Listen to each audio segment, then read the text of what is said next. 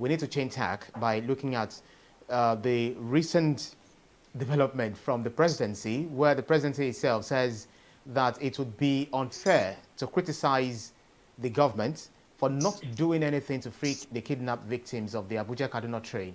It said the terrorists refused to free the train passengers despite releasing a wife of the kidnappers' leader, sending plane to pick their children. This is an amazing twist, BKO. Yes, a famous cleric from northern Nigeria thoroughly abused the president. He told the president that his heart is extremely dry.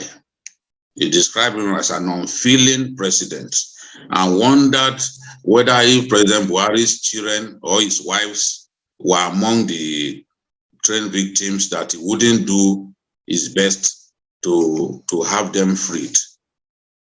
That particular audio clip from the cleric went viral after the bandits released a video in which they were flogging the train victims and they abducted the train passengers in a very wicked manner. They were flogging them vigorously. So many Nigerians were really pained by those visuals, by that video. And that cleric had to come out that, why are you this wicked? We voted for you, but we never knew you were like this. You are so unfeeling. Your heart is extremely dry. So many people would easily have believed that cleric, that the president was also unfeeling, was unkind.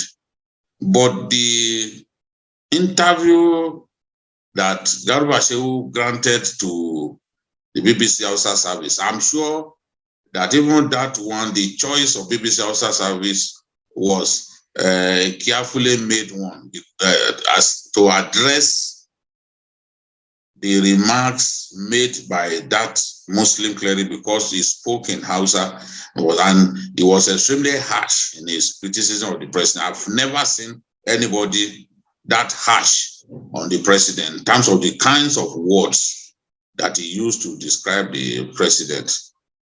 Now, we've seen that it wasn't as if the government was not making moves. Yes, the government once told us that, look, the demands that these people are making cannot be fulfilled. That was early into the whole kidnap drama. But what Garuba Shehu has told the world through BBC Hausa service shows clearly that government was negotiating with these people. We often hear from the people in government that, no, we didn't negotiate, we didn't pay ransom, we didn't do this, we didn't do that. But here was Garuba Shehu admitting that they negotiated with these bandits and met their demands, to the point of even using a jet to go and bring their family members, to go and bring their kids.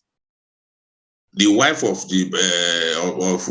one of the bandit leaders that was pregnant was taken to hospital where she was delivered of twins. Government even moved her to the family house of the bandits so that she can live with her twins, with the parents of the bandits, the bandit leader. And their children that they said were in Yola, they were put in a private, in a jet, and taken to a destination that he didn't really tell us. Well, at least they met the demands of these guys. But rather than release, they were thinking, government was led to believe that once it met those initial demands, that all the train passengers will be released. But that's not what we have seen. So when you negotiate with these guys, you provide what they ask for, they begin to see themselves in a position of strength to even make other unreasonable demands. If you pay them money, they will use that money to buy new weapons that will now make them stronger and make them become not just a threat to our innocent people in our communities, but even to our armed forces. We've seen them use, we've seen terrorists use some very dangerous weapons against our army, including the multiple rocket launcher. They once had it. And this is something that destroys anything in its path. So, and some of them, they were even the ISWAP guys even had MRAP, mine-resistant vehicles. Can you imagine? So, the more money you pay them, the more money you give them by way of ransom, the stronger they become. They will now be able to buy, and what they usually do is they will demand for foreign currency so that they can use that foreign currency to buy weapons in the black market. And you know where the black market is. Libya, you know, bringing weapons through Chad and Niger into our country. There are thriving black markets in all of those places. Because of the unrest in Burkina Faso, in Mali, these weapons are readily coming into our country. So government knows that it is dangerous for it to funnel funds to terrorists and bandits because they will use those funds. Those funds will make them stronger against us. That's why government is reluctant. So I guess it was at the point when they began to ask for money that government decided that it could no longer continue to negotiate with them. But of course, they've been collecting money from the abductees. A minimum of 100 million is what they're asking for the abductees, except if they've changed. They've already received up to 2 billion naira from the people that they abducted. So this is a terrible situation. Unless we defeat these people, unless we descend on them with the full might of our country, of our country's armed forces, all this nonsense will not stop. These guys are already seeing themselves as alternative government. You saw the mail that the governor of Kaduna State sent the president. They are already ruling over some communities in Kaduna State where people pay taxes to them. So the earlier we get serious about the threat that these bandits constitute and deal decisively with that threat, destroy them, identify their locations, drop munitions on them, make it impossible for them to harm our people, harm our armed forces. Unless we do that, this won't be the last that will happen. I know that government is just simply waiting now for all of these guys to be released. Once they are released, they want to resume business on that Kaduna Abuja train service. But what is the guarantee that that is the last time that people will be kidnapped? Not just on that road, but along that rail corridor. What is the guarantee that a whole luxury bus cannot be hijacked the same way they hijacked this train and the people taken into the bush?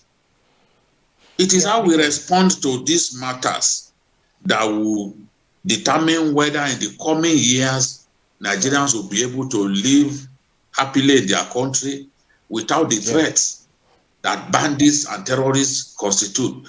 They have now become like a government within a government. This is a very big shame. Absolutely. It's a very big shame, and I expect this government to solve this problem, because this problem was not created by this, but it got really worse under this administration. They can't deny. So they have an obligation to solve this problem before they leave. And it is still possible. A decisive military campaign against these guys across the contiguous states that link one another, targeting the major forests where they live, Rugu Forest, Dumburam, and other forests where these guys live, Dansadao Forest. A coordinated military campaign involving the surface troops and the Air Force would deliver victory to our country. Our country is a great country. Why this is happening to us is a matter of personal shame to me. Yeah, BKO. I grew up loving the army, respecting the Nigerian army, loving the army to the point that I was consuming every literature that I could lay my hands on the military. BKO, let me quickly at that time, the Nigerian military was not powerless. Yeah, I still think that the Nigerian military can deliver the decisive blow and defeat these good for nothing people. It has to stop. This nonsense has to stop.